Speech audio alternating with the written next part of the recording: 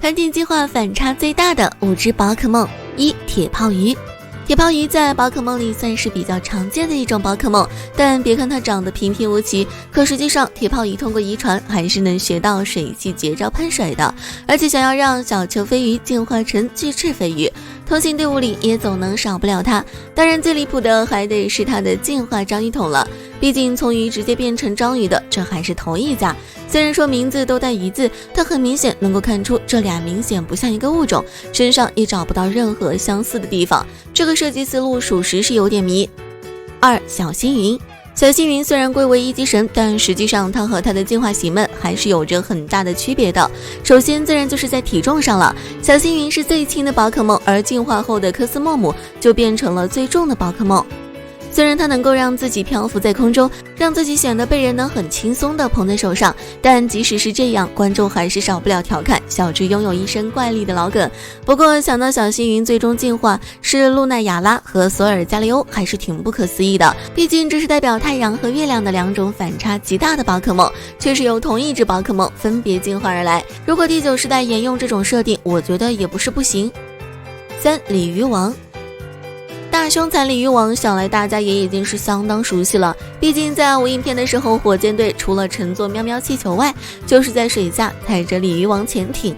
或许正是这个缘故，鲤鱼王在火箭队这里也格外出镜，像是小次郎和武藏他们就不止一次钓上来或换来过鲤鱼王。而最经典的名场面就是小次郎的进化之脚，让一只鲤鱼王直接进化成暴鲤龙了。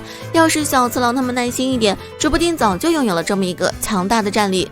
但不得不说，鲤鱼王和暴鲤龙的外形差距还是挺大的。可如果联想到鲤鱼跃龙门这个典故，又好像说得通了。再联想到异色暴鲤龙也是红色，所以这个设计其实还是挺合理的。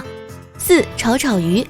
丑丑鱼和鲤鱼王可以说是一对好兄弟了，不过比起鲤鱼王来说，丑丑鱼稀有度明显更高，尤其是在真钻复刻的时候更是能体现得出。当然最主要的原因还是丑丑鱼的进化型是被称为最美宝可梦的美纳斯。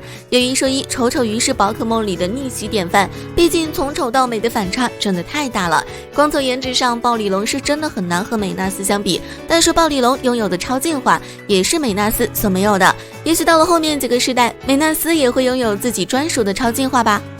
5. 哈克龙。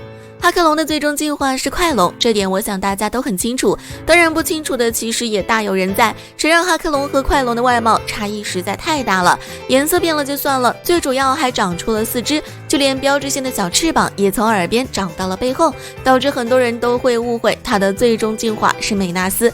还好快龙出镜率不低，而且在宝可梦旅途里，小智帮助一只哈克龙学会龙舞并进化成了快龙，这才让那些没怎么玩过游戏的观众解除了误会。这就有点像合众片的时候，官方通过小智澄清了喷火龙不是火系加龙系，而是火系加飞行系的那样。可尽管如此，哈克龙进化快龙还是让人很想吐槽。